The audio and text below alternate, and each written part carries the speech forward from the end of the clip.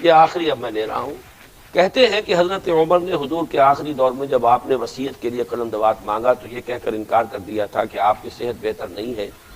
ہمارے شیعہ حضرات اس واقعے سے استدلال کر کے حضرت عمر کی شخصیت کو داغدار کرتے ہیں۔ حضور کے احترام کے اس حکم کے پس منظر میں اس واقعے کی کیا توضیح کریں گے؟ اصل میں سب سے پہلے تو یہ کہ اس روایت کا کیا پایا ہے۔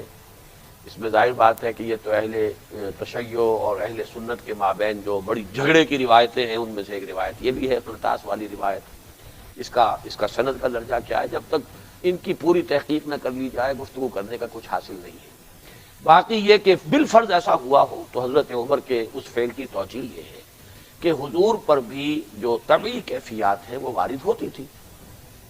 آخر جب آپ کے جسم مبارک سے خون بہت بہہ گیا تو آپ پر بے ہوشی بھی طاری ہوئی تھی، بے ہوشی طاری ہوئی تھی کہ نہیں ہوئی تھی؟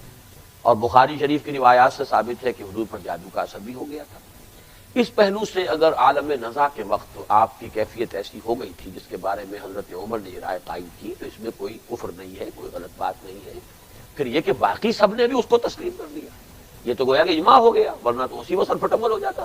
حضور صلی اللہ علیہ وسلم کے صحابہ جو ہیں وہ ایسے تو نہیں تھے کہ اس قسم کے معاملات کے اندر اگر وہ بات معقول نہ سمجھتے تو وہ اس وقت حضرت عمر سے نہ لڑتے، لیکن یہ کہ یہ بات تسلیم کر لی گئی تو اس کا مطلب یہ ہے کہ اس میں وزن تھا۔ اگر یہ روایت صحیح ہے، باقی میں نہیں جانتا اور میں نے ان چیزوں کو اپنا موضوع نہیں بنایا ہے، جن چیزوں سے کہ یہ جھگڑے متعلق ہیں میں تو ان چیزوں کو اپنا موضوع بنائے ہوئے ہوں جن میں اتفاق ہے، اور ہم چاہتے ہیں کہ ان کی بنیاد پر ایک دعوت اٹھے، ہم کو جد و جہد کریں، کوشش کریں۔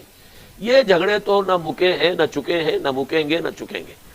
کام اگر کریں گے، کہیں کوئی اسلامی ریاست قائم کر لیں گے تو پھر گاڑی آگے چلے گی۔ ان مسائل میں زیادہ الجھنا نہیں چاہیے۔ یہ آخری اب میں لے رہا ہوں۔ کہتے ہیں کہ حضرت عمر نے حضور کے آخری دور میں جب آپ نے وصیت کے لیے قلم دوات مانگا تو یہ کہہ کر انکار کر دیا تھا کہ آپ کی صحت بہتر نہیں ہے۔ ہمارے شیعہ حضرات اس واقعے سے استدلال کر کے حضرت عمر کی شخصیت کو داغدار کرتے ہیں۔ حضور کے احترام کے اس حکم کے پس منظر میں اس واقعے کی کیا توضیح کریں گے؟ اصل میں سب سے پہلے تو یہ کہ اس روایت کا کیا پایا ہے۔ اس میں ظاہر بات ہے کہ یہ تو اہل تشیع اور اہل سنت کے مابین جو بڑی جھگڑے کی روایتیں ہیں ان میں سے ایک روایت یہ بھی ہے، قرطاس والی روایت۔ اس کا سند کا درجہ کیا ہے، جب تک ان کی پوری تحقیق نہ کر لی جائے گفتگو کرنے کا کچھ حاصل نہیں ہے۔ باقی یہ کہ بالفرض ایسا ہوا ہو تو حضرت عمر کے اس فعل کی توجیہ یہ ہے کہ حضور پر بھی جو طبعی کیفیات ہیں وہ وارد ہوتی تھی۔ آخر جب آپ کے جسم مبارک سے خون بہت بہہ گیا تو آپ پر بے ہوشی بھی طاری ہوئی تھی، بے ہوشی طاری ہوئی تھی کہ نہیں ہوئی تھی؟ اور بخاری شریف کی روایات سے ثابت ہے کہ حضور پر جادو کا اثر بھی ہو گیا تھا۔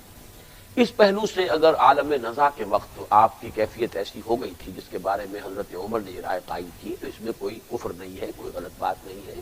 پھر یہ کہ باقی سب نے بھی اس کو تسلیم کر لیا، یہ تو گویا کہ اجماع ہو گیا، ورنہ تو اسی وقت سرپٹمل ہو جاتا۔ حضور صلی اللہ علیہ وسلم کے صحابہ جو ہیں وہ ایسے تو نہیں تھے کہ اس قسم کے معاملات کے اندر اگر وہ بات معقول نہ سمجھتے تو وہ اس وقت حضرت عمر سے نہ لڑتے، لیکن یہ کہ یہ بات تسلیم کر لی گئی تو اس کا مطلب یہ ہے کہ اس میں وزن تھا۔ اگر یہ روایت صحیح ہے، باقی میں نہیں جانتا اور میں نے ان چیزوں کو اپنا موضوع نہیں بنایا ہے، جن چیزوں سے کہ یہ جھگڑے متعلق ہیں میں تو ان چیزوں کو اپنا موضوع بنائے ہوئے ہوں جن میں اتفاق ہے، اور ہم چاہتے ہیں کہ ان کی بنیاد پر ایک دعوت اٹھے، ہم کو جد و جہد کریں، کوشش کریں۔